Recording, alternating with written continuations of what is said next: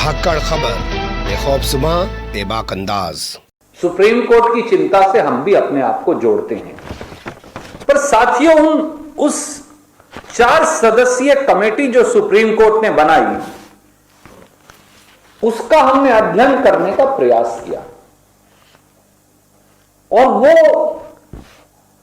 काफी चौंकाने वाला है, काफी अजीबोगरीब है, क्योंकि हमने ये पाया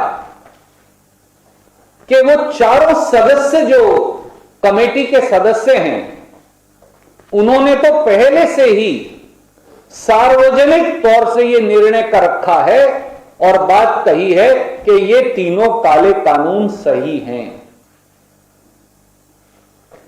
किसानों से 3 काले कानून को खत्म करने वाली कमेटी के सदस्यों ने पहले ही ये कह दिया कि ये तीनों काले कानून सही हैं और किसान गलत हैं, किसान भटके हुए हैं।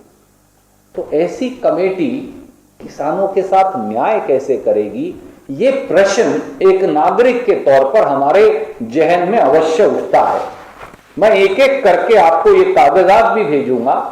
पहले सदस्य हैं कमेटी के अशोक गुलाटी जी। उन्होंने बाकायदा ये लेख लिखा और कहा कि ये तीनों कानून जो हैं वो बिल्कुल सही रास्ता और सही चीज है, और यह भी कहा कि अपोजिशन यानी विपक्षी दल वो भटक गए हैं और किसान भी शायद भटक गए हैं। ये मैं नहीं कह रहा, ये अशोक गुलाटी उस कमेटी के सदस्य कह रहे हैं। और बड़े अजीबोगरीब तरीके से उन्होंने ये भी कहा कि मैं पहले से ही कह रहा हूं कि इन कानूनों के फायदे किसानों के समझ नहीं आ रहे। ये अशोक गुलाटी जी का कहना है। उसके दूसरे सदस्य हैं पीके जोशी साहब, जो शायद एक इंस्टीट्यूट के हेड भी हैं। उन्होंने भी ये लेख लिखा और वो तो एक कदम और भी आगे निकल गए। उन्होंने कहा ये कानून भी ठीक हैं और न्यूनतम समर्थन मूल्य भी नहीं होना चाहिए, ये भी गलत है। मैं आपको अंग्रेजी में लेख है उसकी 2 लाइन पढ़ता हूं। उन्होंने कहा, पीके जोशी साहब ने एक जॉइंट आर्टिकल लिखा और कहा, the farm educations demand to repeal the 3 farm laws and legalise minimum support price before us. वो कहते हैं मैं इससे बहुत चौंक गया हूं। Given the apprehension over the impact of laws on the farmers are mostly misplaced. तो बोलते हैं किसान जो हैं वो भटके हुए हैं, उनकी जो सोच है वो सही नहीं है। और आगे जाके उन्होंने ये भी कहा कि अगर सरकार को खेती की उपज खरीदनी पड़ेगी तो सरकार के लिए तो यह संभव ही नहीं, सरकार को खेती की उपज खरीदनी ही नहीं चाहिए। And I can read it.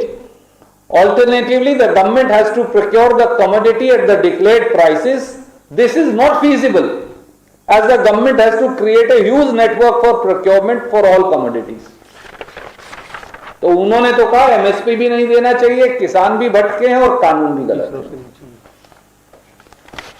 तीसरे सदस्य हैं माननीय अनिल घनवंत साहब, जो एक संगठन के प्रमुख हैं। अब घनवंत साहब तो इससे भी आगे चले गए। वो तो जाकर मेमोरेंडम देकर आए, चिट्ठी लिखकर देकर आए और उन्होंने ये कहा कि ये कानूनों से ही असली आजादी मिलेगी। यानी इन 3 काले कानून जो हैं वो ना केवल सही हैं, उन्हीं से आजादी मिलेगी और वो इन काले कानूनों को लागू करने के हक में अपने संगठन के माध्यम से प्रदर्शन तक कर रहे हैं।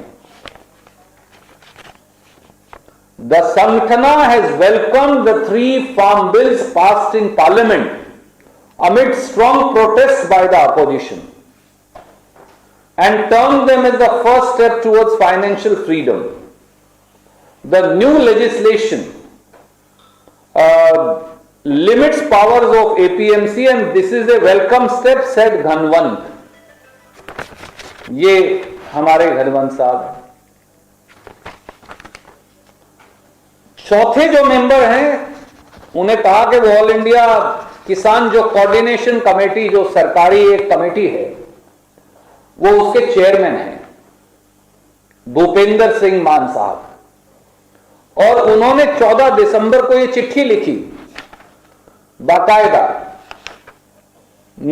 और वो मिलकर आए मंत्री जी से। और इस चिट्ठी में क्या लिखा है, ये बड़ी इंटरेस्टिंग बात है। मान साहब ने उन्होंने लिखा, आज भारत की कृषि व्यवस्था को मुक्त करने के लिए प्रधानमंत्री माननीय नरेंद्र मोदी जी के नेतृत्व में जो 3 कानून पारित किए गए हैं, हम उन कानूनों के पक्ष में सरकार का समर्थन करने के लिए आगे आए हैं। ये तो मोदी जी की कमेटी के सदस्य हैं पहले से ही। और ये है साथी, ये नरेंद्र तोमर जी को भूपेंद्र सिंह जी, ये वो फोटो है, गए और ज्ञापन देकर आए कि 3 काले कानून लागू करिए। हम ये सब आपको भेज रहे हैं। अब सवाल यह है कि कमेटी के जब चारों सदस्य पहले से ही मोदी जी के साथ खड़े हैं, मोदी जी के काले कानूनों के साथ खड़े हैं, खेत और खलिहान की मोदी जी की साजिश के साथ, बेचने की साजिश के साथ खड़े हैं, तो ये कमेटी किसानों से न्याय कैसे करेगी या कैसे कर सकती है, और इसका नतीजा क्या निकलेगा? हम सबको, हमें नहीं मालूम कि माननीय सुप्रीम कोर्ट के सामने ये तथ्य किसी वकील ने रखे भी या नहीं रखे, क्योंकि जो आंदोलनकारी किसान बॉर्डर पे बैठे हैं वो तो सुप्रीम कोर्ट गए नहीं। तो सुप्रीम कोर्ट कौन गया? सुप्रीम कोर्ट साथियों यही संगठन गया हुआ है। ये ऑल इंडिया जो कोऑर्डिनेशन कमेटी है, किसान कोऑर्डिनेशन कमेटी, ये तो सुप्रीम कोर्ट में पेटिशनर है। तो पेटिशनर को ही कमेटी का सदस्य कैसे बनाया जा सकता है? ये बड़ी अजीब बात है। अब हमें नहीं पता माननीय मुख्य न्यायाधीश जी को किसने ये नाम दे दिए, इनके बैकग्राउंड और इनके स्टैंड की जांच क्यों नहीं करवाई गई? ये चारों व्यक्ति इन काले कानूनों के पक्षधर हैं और मोदी जी के साथ खड़े हैं। तो ऐसे में इस कमेटी से न्याय कैसे मिलेगा? ये देश के हर नागरिक को समेत माननीय सुप्रीम कोर्ट को सोचने की जरूरत है, क्योंकि सुप्रीम कोर्ट तो किसान की पक्ष में बात कर रही है, सुप्रीम कोर्ट तो किसानों के प्रति चिंता जाहिर कर रही है, मुख्य न्यायाधीश तो निराशा जाहिर कर रहे हैं, गुस्सा भी जाहिर कर रहे हैं सरकार से कि वो किसानों की स्थिति से निपटते नहीं। और जो कमेटी सुप्रीम कोर्ट ने बनाई है वो सारी मोदी जी के साथ खड़े हैं, इन काले कानूनों के साथ खड़े हैं। तो काले कानूनों की पक्षधर 4 सदस्यीय कमेटी क्या खाक न्याय करेगी किसानों से? इसलिए इस पर जरूर अंतर्मंथन की देश को जरूरत है। इसीलिए हमारे किसान भाइयों ने भी साफ कहा, जो कांग्रेस ने कहा, जो राहुल गांधी जी ने कहा, कि केवल एक ही सॉल्यूशन है, इन 3 काले कानूनों को खत्म करिए। और साफ है, सरकार धक्का मार के किसानों को कभी कहती है सुप्रीम कोर्ट चले जाओ, कभी कहती है हम कानून खत्म नहीं करेंगे, और साथ में कहते हैं 15 जनवरी को वार्तालाप करेंगे। 15 जनवरी को प्रधानमंत्री जी को बातचीत करनी चाहिए। ये आज पक्ष सुप्रीम कोर्ट में भी रखा गया। साफ है सुप्रीम कोर्ट कैसे निर्णय कर सकती है एग्जीक्यूटिव का, इसलिए उन्होंने कहा कि ये सरकार का काम है। तो सबसे बड़ी कमेटी तो पहले से ही खेती के मंत्री के नेतृत्व में बनी हुई है। ये जो आज कमेटी बनी, हमें बड़ी आशा थी कि माननीय सुप्रीम कोर्ट के चिंता जाहिर करने के बाद कुछ ना कुछ हल निकलेगा, पर जब इनका बैकग्राउंड जांचा गया तो ये तो चारों सदस्य जो हैं, इनमें से एक तो उसी संगठन का सदस्य है जो सुप्रीम कोर्ट के सामने इन कानूनों को लागू करवाने के लिए गया। तो हल क्या निकलेगा साथियों?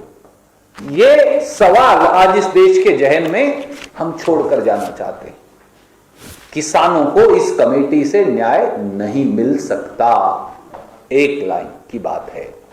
जो पहले से ही मोदी जी के साथ खड़े हैं, जो पहले से ही काले कानूनों के साथ खड़े हैं, जो पहले से ही न्यूनतम समर्थन मूल्य खत्म करवाने के साथ खड़े हैं, ऐसे सदस्यों से कुछ न्याय नहीं मिल सकता।